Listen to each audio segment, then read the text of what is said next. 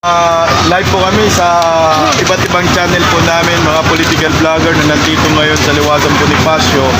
Medyo naantik po kami sa inyong talumpati o kanina, matapang, galing sa puso.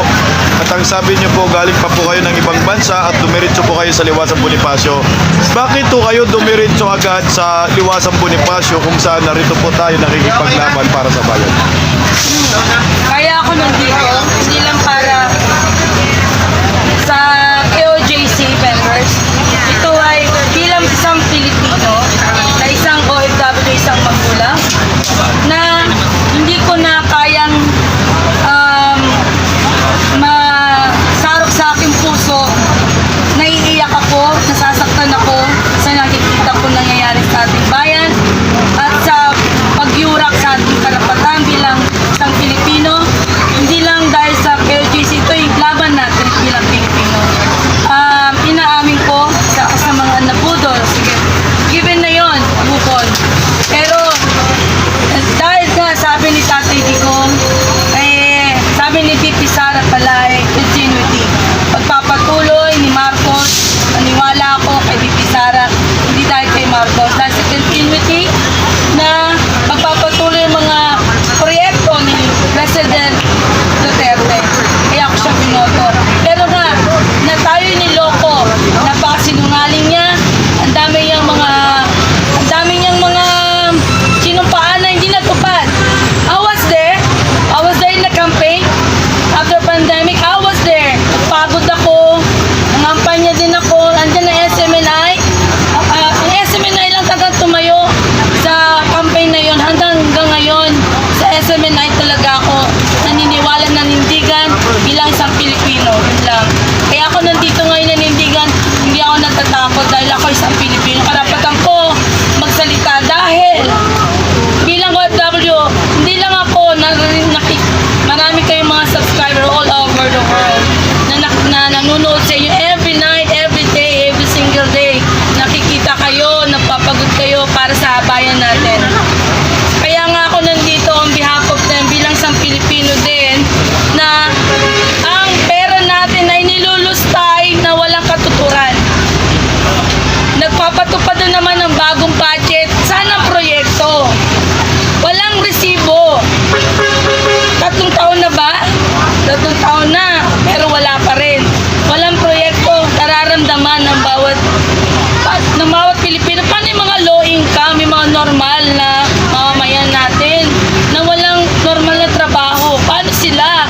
Paano sila mabubuhay? Kalamidad. Walang ginawa. Ano ginawa niya? Wala. Nandito sila sa Davao. Nandun sila sa Davao. Nakikita namin. Ano ginagawa ng mga pulis doon? Listen na sila. Tumulong sa kalamidad. Nandun sila nakipagsiksikan. Diba? What a common sense. Walang common sense ang mga kapulisan. Si Torre, si Mardil, lahat. Hindi ko nilalat ang kapulisan. Sumusunod lang sila. Pero may kumpas eh. Daman nyo yan. Alam yan. Kaya nga nagpapasalamat ako sa mga vlogger, sa mga kayo, kila BMR, lahat kayo Banateros. Papasalamat ako kasi ito na yung totoong people power nandito nagsisimula. Social media, yung sinishare natin yung mga videos ninyo, nila-like natin kasi napapanood to all over the world.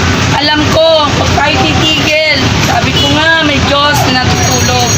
Hindi natutulog, nakikinig, nakikita, nangyayari, nagaganap sa ating bansa. Hindi niya tayo pababayaan, sabi ko nga, no matter what, dito pa rin tayo. Yan lang masasabi ko. Basta, tuloy-tuloy lang to, walang titigil. Yun lang masasabi ko. Manindigan tayo hanggang sa dulo. Kasi nararamdaman ko nalalapit na. Ngarag na sila eh. Nangangarag na sila. Daman na nila, nagalit na galit ang mga Pilipino. Hindi na makatarungan ng ginagawa ng gobyerno Marcos. Wala sa pagtaas ng mga bilihin. Sa pagtaas ng mga bilihin ng mga pangangailangan ng mga Pilipino, walang trabaho. Ano yung pangako? Wala, diba? Wala nangyari, walang naganap. Yun ang masasabi ko. Sa manindigan lang tayo, sa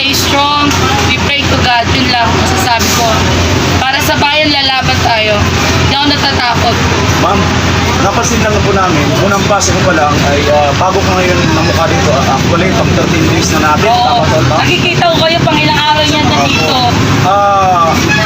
Give us ito or ano ba ang damdamin ng isang OFW na nakasaksi mismo ng personal dito po sa ginaganap nating rally na magtataga umulan umaraw nandito po.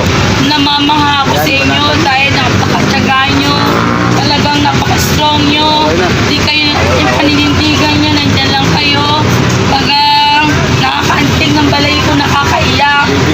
Kami din, naging lumalakas ang loob namin bilang mga Pilipino OFW sa ibang bansa. Though na malayo kami sa aming mga pamilya, pero nananalangin naman kami sa inyo na maging matatag pa rin kayo. Kaya nga nasabi ko nga pag-uwi ko, paninindigan ako sa stage na yan. Sasabihin ko na sa loobin ko. Sabi ng nanay ko, natatakot ka ba? Hindi. Pilipino tayo, ma. Alam mo, pinoto natin si Bongbong. Pero Duterte tayo. Alam ng Diyos yan. Pero nung ginawa niya ni Bongbong, wala. Puro putol lang, puro pangako, walang nagawa. Tatatong taon. Aso na yan, nonsense. Ha? Yung flood control project, where is it? Saan na yun, di ba? Pero ng taong bayan ni Lustay, kinukurakot ng mga politiko dyan sa gobyerno, sa palasyo. Sino nagpapalakad ng bansang ito? Alam niyo naman si Tamba, di ba? Kontrolado niya si BBM. BBM, nananawagan ako bilang Pilipino, Pangulong Marcos. Isang salita mo lamang, patigilin mo na yung mga pulis doon sa Davao. Maawa ka naman sa mga tao sa KOJC. Maraming mga bata doon na gustong mag-aral. Ano naman yung pamumuhay nila? Hindi na normal. Maawa po kayo. Bilang isang Pilipino, may puso po ako mahal ang Pangulo. Ako po yung OFW, isang magulang. Minuto namin kayo, nagtiwala kami sa inyo. Ang dalangin ko lang manindigan kayo. Ikuusap kami sa inyo. Yun lang. Maraming salamat po, ma'am. Mabuhay po kayo, ma'am. Bilang salamat po sa inyo. Thank you so much. Maraming salamat, ma'am. Maraming salamat, ma'am. Thank you so much, ma'am. Mabuhay po kayo. Yun lang masabi. Ma'am, isa na lang po. Ano rin po ang masasabi nyo na sobrang tahimik po ni Senator Amy Marcos sa kapatid niya sa kabilaan na maraming nagsasabi na bakit di niya pagsabihan ang kanyang kapatid o kausapin ang kanyang Ayan na nga. Madalas namin na nakikita sa SMNI, sa mga vlog nyo, na salita lang siya within her. Pero dapat, sabihin niya sa kapatid niya na isang sabi lang niya, stop na niya yan.